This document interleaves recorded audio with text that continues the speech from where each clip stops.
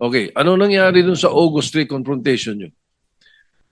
Pinatawag po kami ni boss. Meron po akong sinulat, okay lang po bang basahin ko na po.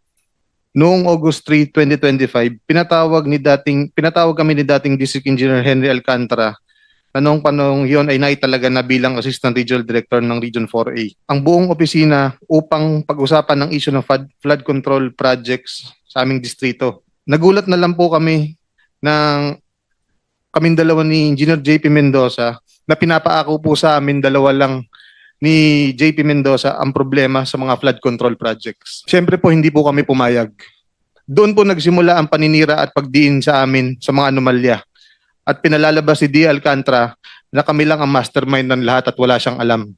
Tinakot pa niya ang mga kasama namin sa opisina na kapag hindi kumampi sa kanya, idadamay niya sa amin dahil pinapalabas niya sa kanilang lahat na hawak niya raw ang ebidensya para madamay sila.